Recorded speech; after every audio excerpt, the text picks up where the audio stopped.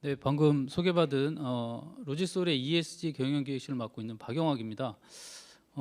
앞에 교수님께서 그 좋은 말씀 너무 많이 해주셔가지고요. 좀 광범위한 좀 주제이긴 했습니다만 ESG의 전반적인 어떤 고민 과제들을 잘 설명해 주신 것 같아요. 너무 잘 들었고요. 이 시간에 저는 말씀드리고자 하는 거는 이제 저는 기업에서 나왔기 때문에 기업이 ESG 경영 활동에 어떤 것들을 해야 되는지, 또 제가 속한 기업에서는 어떠한 ESG 경영 활동을 통해서 이 지속 가능 어떤 경영을 실천해 가고 있는지, 이런 부분에 대해서 실제 실증 사례를 통해서 한번 말씀을 한번 드려보고자 합니다.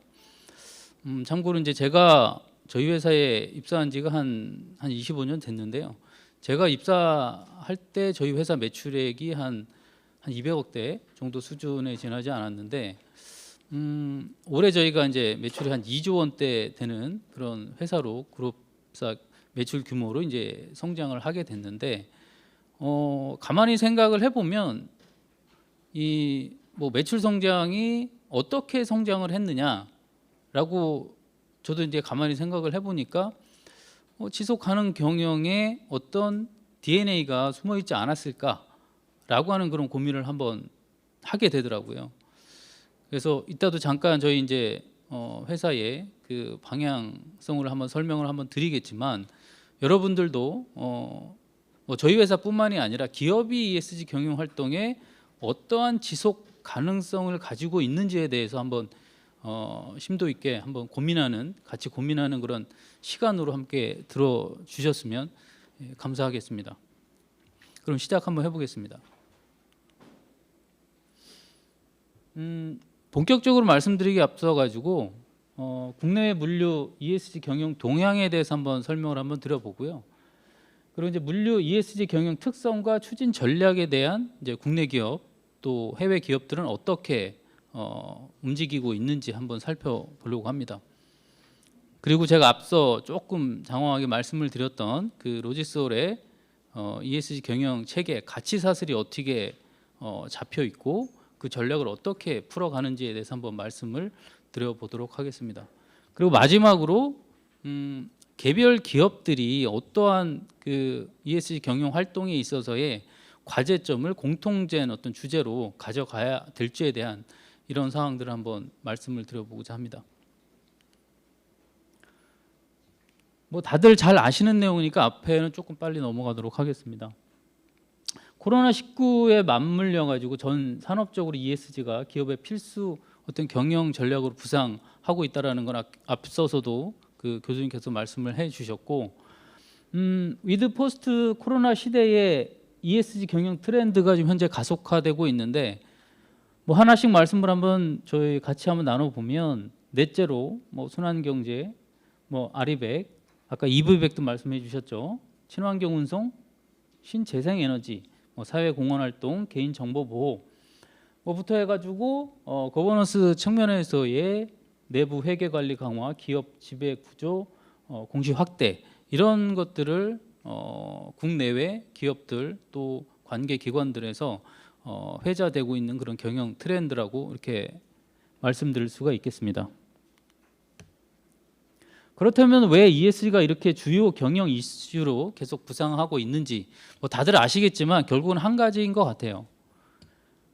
바로 그 가치를 중시하는 소비자들, 이해관계자들의 ESG의 요구사항들이 계속 지속적으로 늘어나고 있기 때문에 당연히 ESG가 어떤 경영 트렌드로 급부상한 게 하루아침에 이루어진 게 아니라 지속적으로 이어져 오고 있는 하나의 그 이유가 되지 않을까, 이렇게 한번 생각을 해봤고요.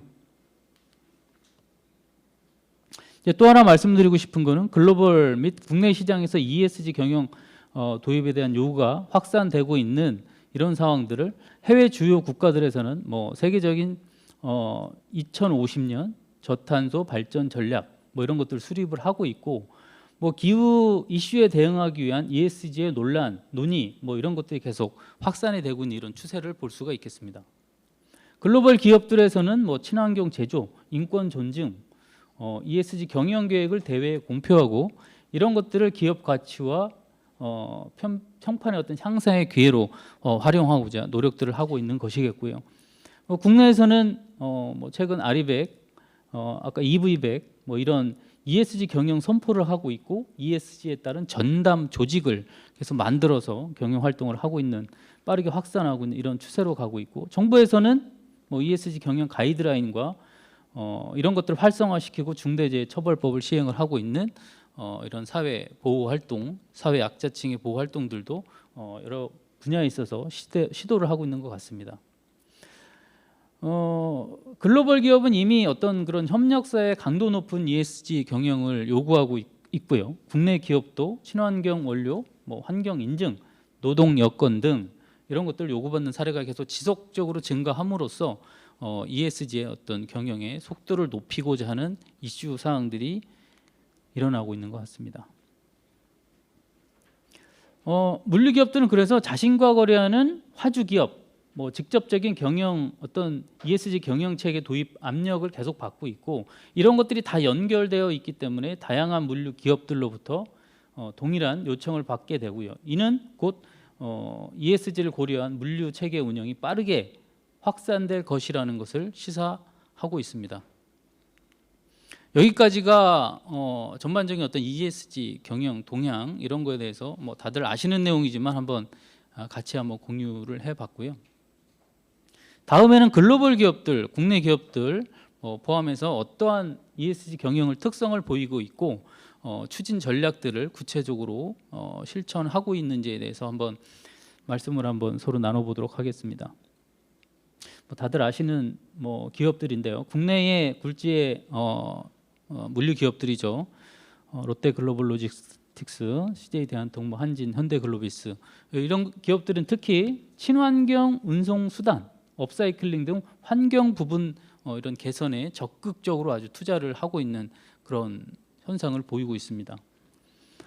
업무용 차량을 100% 친환경 차로 전환을 해서 K-EV100 선언을 했고, 화물차 미세먼지 저감 협약 이런 부분들을 실천하고 있는 기업들도 있고요.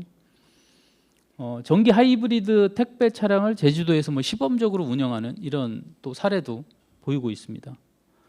그리고 현대 같은 경우는 수소 화물차 도입 운영, 뭐 전기 상용차 충전 인프라를 구축을 전국적으로 실천을 해서 이런 환경 보호 활동에 적극적으로 나서고 있는 현상을 볼 수가 있겠습니다.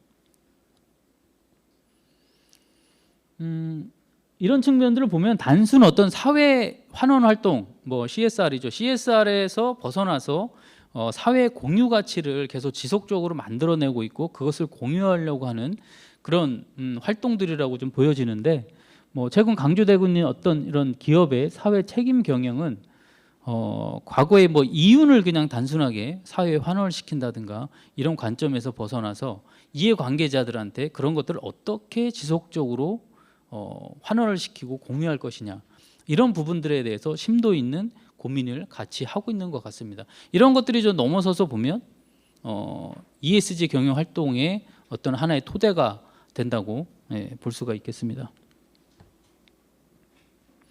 뭐 이런 부분들은 이제 사회 활동과 환경 활동과 또 넘어서서 거버넌스 측면에서의 어떤 기업 어떤 지배 구조 공시를 좀 명확하게 하고 ESG 위원회를 설치를 하고 이러한 대회 어떤 그 기업의 투명 경영을 위해서 활동들을 많이 하고 있는데, 저희 그 로지솔에서도 이런 것들을 과거에는 이제 환경 쪽에 또 사회 어떤 측면에서만 강조가 됐다라고 하면 거버넌스 측면에서의 그 기업의 어떤 지배 구조를 좀 명확하게 하고 투명하게 하고자 하는 그런 노력들도 저희도 함께 그 지속적으로 노력을 하고 있는 공통된 현상이라고 볼 수가 있겠습니다.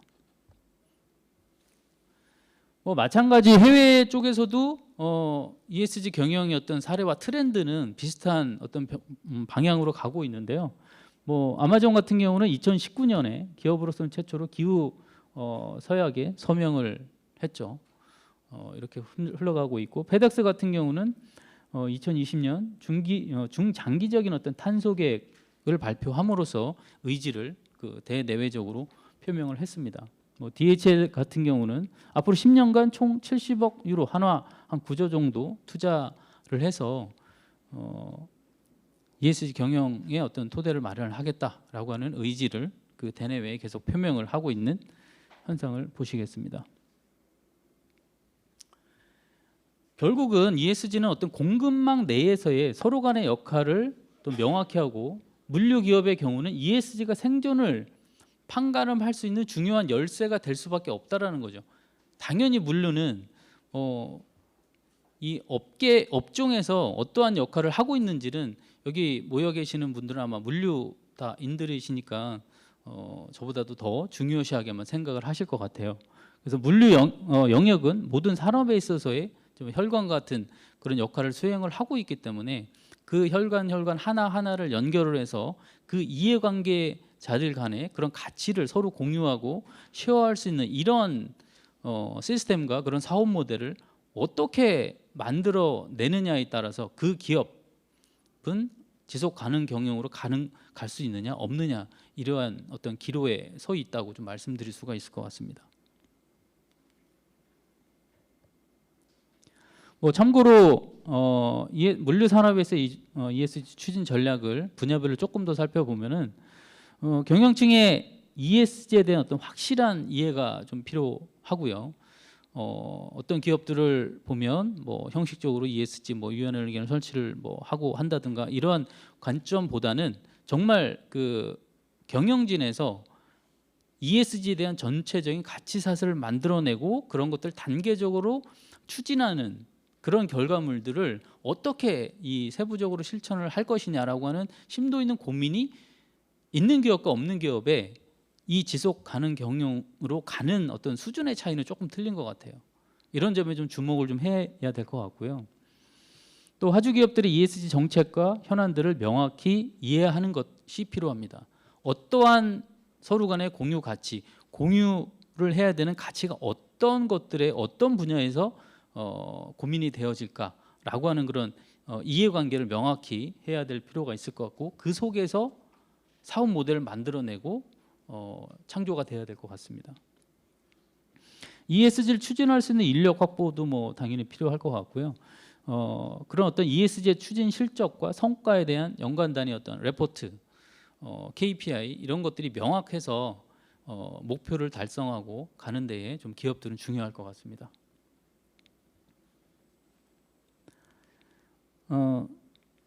여기까지가 제가 전반적인 어떤 그 국내외 ESG 동향과 글로벌 기업, 국내 기업 또 관계 기관들의 그 노력에 대한 어떤 현안들을 좀 말씀드렸다라고 하면, 이제 이번 세션에서 이제 제가 본격적으로 좀 설명을 드릴 로지솔의 ESG 경영 전략에 대해서 한번 말씀을 드려보고자 합니다. 저희 로지솔을 아시는 분들은 잘 아시겠지만, 저희는 1983년에 한국물류연구원이라고 하는 그런 컨설팅을 하는 그런 회사로부터, 연구원으로부터 출발을 했고요. 작년 2021년 로지솔 10대 경영 전략을 발표하기 전까지 어떤 이 ESG에 대한 가치 체계가 명확하게 설정이 사실 되어 있지는 못했었습니다. 그렇다고 해서 ESG 경영을 하지 않았느냐라고 하는 게 아니라, 사실은 이 풀링 사업으로 대표되는 로지솔의 어떤 가치 사슬, 사업 모델 이런 부분들은 어찌 보면 태동기부터 지속 가능 경영을 염두에 두고 시작이 되었지 않았을까, 이런 한번 생각을 좀 해보게 됩니다. 뒤에 그런 내용들을 한번 실증 사업 모델로서 한번 말씀을 드려보겠습니다. 간단하게 말씀을 드리면, 로지솔의 ESG 경영 전략의 핵심은 사회 미래 가치를 키우는 지속 가능성의 핵심적인 미래 ESG 비전을 설정을 하고 있습니다. 여기에 기반을 해서 가치 사슬을 만들어 내고 있고요. 그 기반 속에서 ESG 10대 경영 전략을 작년에 발표를 했고, 하나씩 한번 설명을 드려보겠습니다. 네, 환경 분야에 한 4가지 정도 전략을 가지고 있고요. 사회적 측면에서 3가지 정도 가지고 있고, 그리고 지배구조 측면에서의 3가지 정도, 이렇게 해서 10가지 총 저희가 경영 전략을 작년에 발표를 했습니다. 한 가지씩 좀 말씀을 드리면요. 가장 핵심적인 상황입니다. 환경 분야에서 첫 번째 경영 전략 과제는 국내외 자원순환형 풀링 사업을 확대를 하는 것입니다.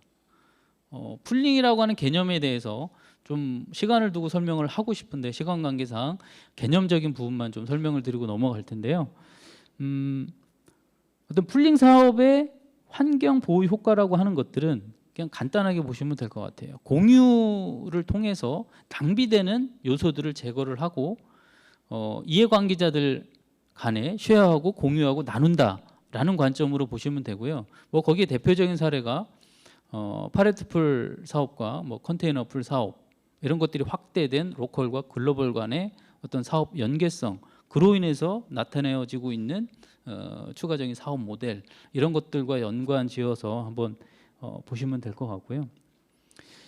그런 사업 모델을 만들기 위해서 저희가 개발되는 상품들이 당연히 있을 거잖아요. 기업이기 때문에 그런 상품들은 리턴어블 물류기기 어떤 그런 개발 관점에서 저희가 만들어지고 있고요. 자원순환형 폐기물 재활용 어떤 사업 개발 측면과 또 연계가 돼서 진행을 하고 있습니다. 이게 핵심적인 첫 번째 저희 경영 전략이고요.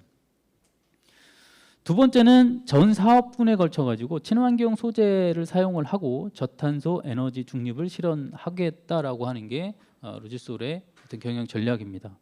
그래서 표준 팔레트의 반복 사용에 따른 온실가스 저감에 대한 기여, 이 부분은 뒤에서 수치로 한번 사례를 통해서 한번 말씀을 드리도록 하고요.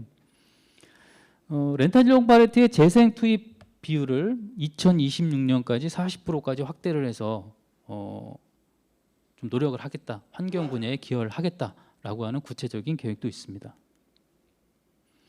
세 번째는 앞서 말씀드린 어떤 가치 사슬과 연결이 돼 있다고 보시면 되고요. DFE 관점에서의 친환경 사업과 제품 설계를 하겠다라는 거거든요. 아이템을 만들고 설계를 할 때 기본적으로 환경을 고려한 관점에서 디자인을 하고 설계를 하겠다라고 하는 게 로지솔의 ESG 경영 전략의 하나의 큰 축이고요. 그것 때문에 뭐 부자재 공급 사업이라든가 자원순환용 판매 상품을 개발한다든가 새롭게 도입이 된 작년부터 저희가 새롭게 이제 풀링 시스템에 적용을 한 게 목재 팔레트 건자재 업종에 또 적용을 했던 이런 풀링 사업에 이런 부분들이 마찬가지 그 친환경적 사업과 제품 설계라고 보시면 될 것 같고요. 네 번째 ESG 경영 전략은 저탄소형 사업장 구조를 실현하기 위해서 저희가 이제 사업 모델을 그 실종화해 가면서 갖추고 있는 전국 단위의 그 물류센터라든가 관련된 어떤 설비, 장비 이런 부분이 있어서 저탄소, 뭐 온실가스 저감에 기여할 수 있는 이러한 사업장 구조를 실현을 하겠다라는 게 네 번째 저희 로지솔의 경영 전략입니다. 네 번째까지 제가 설명을 드리고 조금 끊어서 이 풀링 사업에 대한 이 공유 가치가 얼마만큼 지속 가능 경영에 이바지하고 있으며 이해관계자들 간의 이 이익에 대한 공유 이런 것들을 함께 나누고 있는지 잠깐 좀 끊어서 설명을 하고 넘어가고자 합니다. 물류 표준화의 기대 효과, 물류가 표준화된다라는 것, 뭐 말은 되게 이제 간단하고 이해하기 쉬운 거라고 생각은 하지만 이 물류를 표준화한다는 것 자체는 상당한 의미가 있습니다. 물류라고 하는 분야가 어떤 물류 기기일 수도 있고요. 물류를 또 움직이는 운송 수단일 수 있고 운송 수단에서 도착이 되고 다시 또 출발하고 할 수 있는 어떤 거점들 이런 것들 여러 가지 관점에서 볼 수가 있는데 저희가 착안을 한 것은 물류기기에 대한 표준화를 제일 첫 번째로 삼았었습니다. 이 의미는 상당히 좀 중요하다고 볼 수가 있는데요. 팔레트와 컨테이너로 대표되고 있는 그 로지솔의 풀링 산업의 핵심은 표준화된 물류기기를 도입을 함으로 인해서 물류의 중요한 그런 영역들, 그 영역들에 낭비되어지는 요소들을 어떻게 하면 절감을 할 수 있을까? 어떻게 하면 낭비되는 요소를 줄일 수 있을까? 라는 데서 사실은 착안이 됐고 그런 것들이 지속 가능 경영으로 지금까지 오고 있는 것 같습니다. 뭐 수송 분야, 포장 분야, 운반 하역 분야, 보관 분야 이런 것들이 대표적인 어떤 물류의 기능적 영역들이라고 할 수가 있는데 뭐 한 가지 예를 들어서 설명을 좀 드려보면 표준화를 통해서 수송 분야에 있어서의 뭐 트럭 회전율을 향상을 시킨다든가, 뭐 수송 중에 어떤 화물 파손을 최소화할 수 있다든가, 공정한 운임 체계를 확보한다든가, 이러한 것들이 아무것도 아닐 것 같긴 하지만 상당한 어떤 그 표준화에 대한 시기와 이런 시스템들이 지속적으로 연결됨으로 인해서 그 이해관계자들 간에 어떤 절감이 되는 그런 비용적인 코스트 다운할 수 있는 이런 것들은 아마 상당히 중요하다고 볼 수 있고요. 실제 저희가 B2B 이제 전문 기업으로서 확보하고 있는 이해관계자를 수로 나타내 보면 한 20만 정도 고객을 저희가 확보하고 있고, 그 20만 고객분들과 함께 하고 있는데, 그런 각 전체 업종에서 20만 고객분들이 이 파레토 풀링 시스템을 이용을 해 주시고 있음으로 인해서 뭐 공급사와 수요자가 서로 간의 이해관계 속에서 얻어낼 수 있는 효과들은 지금 수송 분야, 포장 분야, 보관, 뭐 운반, 하역 분야에 있어서의 그런 것들이 상당한 어떤 결과물들로 좋게 나타나고 있기 때문에 올해 저희가 38주년 기념 행사도 하면서 지속 가능 경영으로 올 수 있었던 것은 그런 이해 관계자들의 어떤 지속 가능 경영성에 서로 간의 합치점을 서로 문제 없이 또 원활하게 이렇게 달성을 했다라고 어떻게 좀 해석을 할 수가 있을 것 같습니다. 뭐 풀링 시스템에 대한 간단한 플로우는 뭐 간단합니다. 아주 뭐 여러 가지 근데 어려운 점들은 있긴 하지만 이렇게 간단하게 그 플로우 상에서 나타나 있고요. 뭐 공동이용과 관리 부담 경감이라고 하는 것은 앞서 제가 설명드린 그런 20만 고객들의 이익 속에서 한번 저 말씀을 다 드렸던 것 같고요.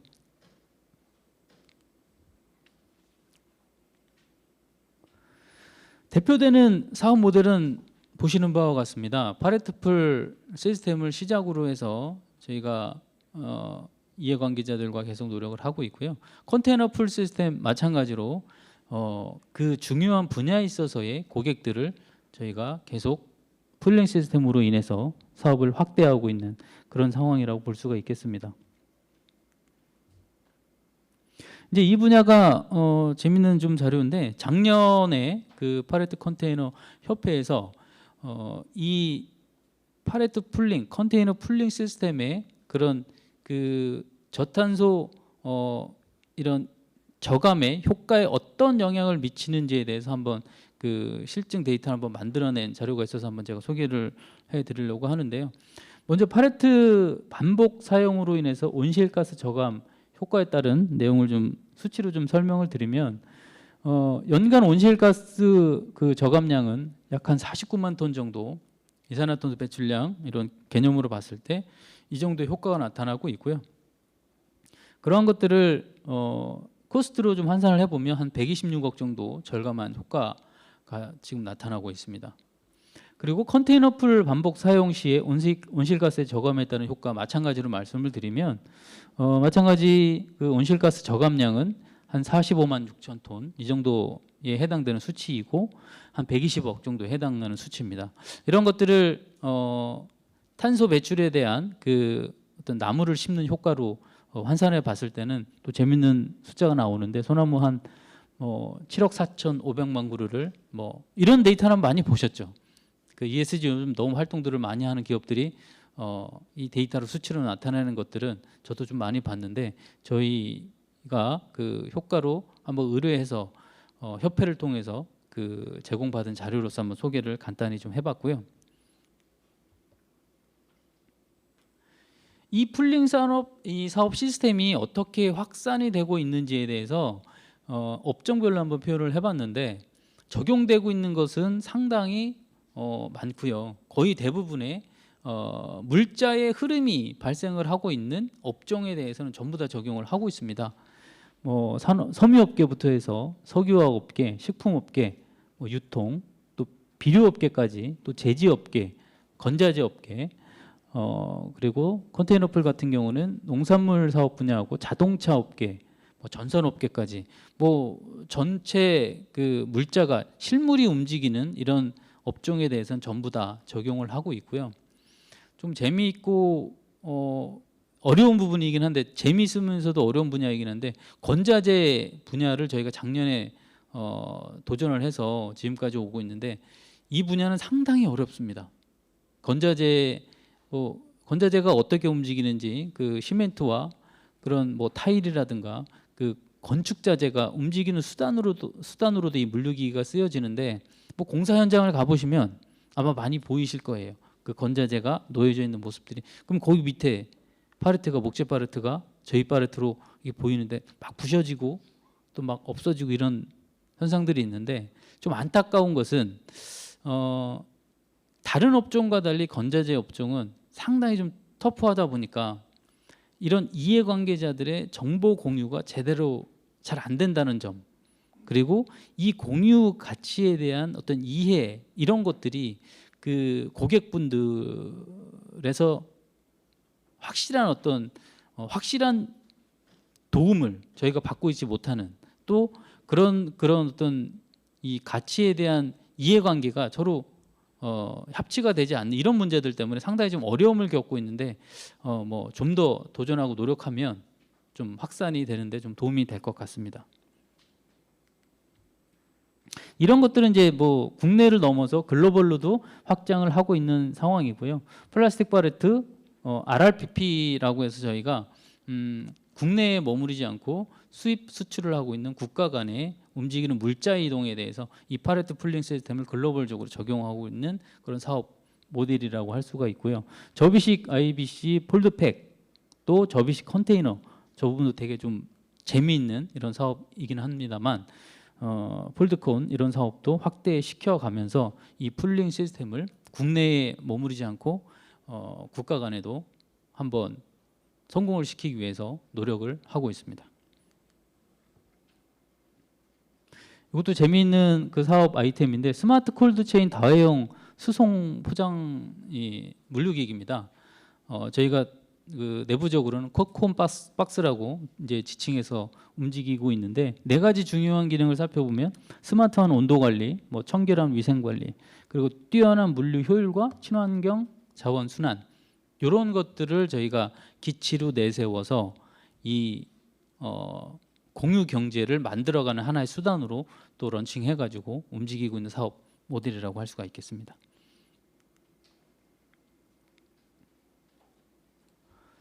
저희가 올해 이제 매출 한 2조 하면서 한 30개 법인을 그룹사로 보유를 하고 있는데 그 중에 이제 영업법인들도 있고 뭐 지원을 해줄 수 있는 여러 가지 법인들도 있는데 그 핵심적으로 3개 그 법인을 통합하는 작업과 또 그 기능을 융합하는 작업을 또 이루어냈습니다.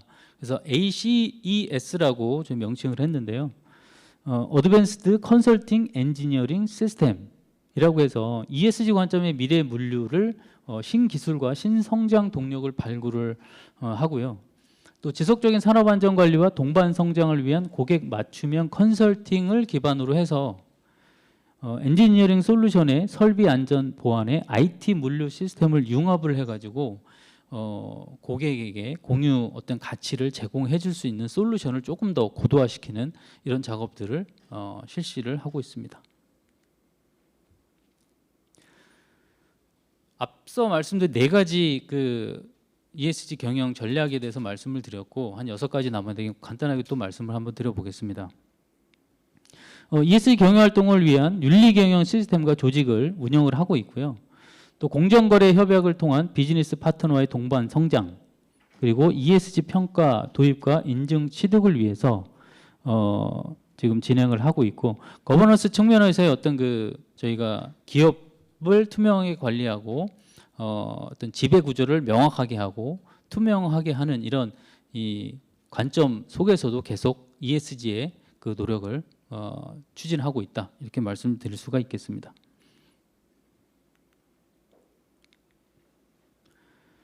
예, 여기까지가 제가 이제 그 앞서 말씀드린 로지솔의 ESG 경영 전략에 대한 10대 과제를 전체적으로 한번 설명을 한번 드려봤고요. 그 마지막으로 제가 제언드리고 싶은 것은 이렇게 어떤 특별한 어떤 기업의 노력 경영만이 아닌 그 ESG의 경영 전략에 대한 그런 효과를 이 이해 관계자들 속에서 서로 함께 공동으로 노력을 하고 만들어 가려면 그 개별 기업들이 어떠한 역할들을 해야 되는지에 대해서 마지막으로 좀 제안을 하면서 한번 맞춰볼까 합니다. 이해관계자의 모든 기업은 그 디지털 기반의 그런 ESG 경영 정보 관리 시스템을 구축을 해야 한다는 것이고요. 그 특정 개별 기업에 특화된 정보로 활용되기보다는 전체 데이터를 통합적으로 분석하고 관리하는 디지털 물류 체계가 공유 가치 창출을 위한 경영의 기반이 되어야 한다는 점을 우리는 좀 이해해야 될 것 같습니다. 그래서 물류 체계의 자동화 및 진흥화를 통해서 단기적 측면에서의 경제성에 국한되지 않고 장기적 관점에서의 환경 안전 그리고 ESG 성과 지표를 감안해서 투자로 연결 지어야 된다는 점, 디지털 전환에 성공한 물류 기업에 더 많은 기회가 부여되어야 된다는 점, 그래서 데이터 기반의 실시간 모니터링과 인공지능, 블록체인, IT 기술을 적극적으로 도입을 해서 디지털 체계로 전환하고 고도화하는 것이 좀 필수적인 그 개별 기업의 과제가 아닐까 이렇게 좀 생각을 하고 있고요. 이러한 디지털 전환은 곧 ESG 기반 물류 자동화 및 친환경 물류 도입을 통해 공유 가치 창출로 그 연결된다고 보고 있고요. 그 결과는 이해관계자 모두가 이익을 공유하고 친환경 자원 순환 기반의 ESG 경영이 실현될 수 있을 것 같습니다. 그래서 그 중심에 그 유니로드 시스템의 어떤 풀링 시스템을 통해서 물류 기기와 패키징을 공동 사용함으로써 자원 순환과 온실가스 저감 효과 등 친환경 물류로 자원 순환과 공유 가치를 선도해가는 지금 앞서 말씀드린 로지소울의 ESG의 그 가치 체계와 경영 전략에 대해서도 주목해 주시면 감사하겠습니다. 이렇게 제 발표 순서를 그 전체적으로 간단히 좀 마쳤고요. 한 가지만 좀 기억해 주시면 좋을 것 같습니다. 지속 가능 경영을 위해서는 이해관계자들 간의 그런 가치 체계가 명확해야 되고 구체화되어야 된다고 생각을 합니다. 그 가치 체계가 어떤 특정한 기업에만 국한되지 말고 이해관계자들과 서로 공유하고 노력할 수 있는 그런 사업 모델과 그런 어떤 비즈니스 체계가 구축이 된다면 어떤 특정한 어떤 개별 기업에 국한되지 않는 지속 가능 경영성이 아니라 그 이해관계자 속에서의 그 업종이 될 수도 있고 그 주체가 되는 모든 기업들은 ESG 경영이 자연적으로 서로 도와가면서 실천될 수 있는 그런 결과물을 도출해낼 수 있지 않을까 이렇게 생각하면서 제 한번 발표를 마쳐볼까 합니다. 들어주셔서 감사합니다. 네.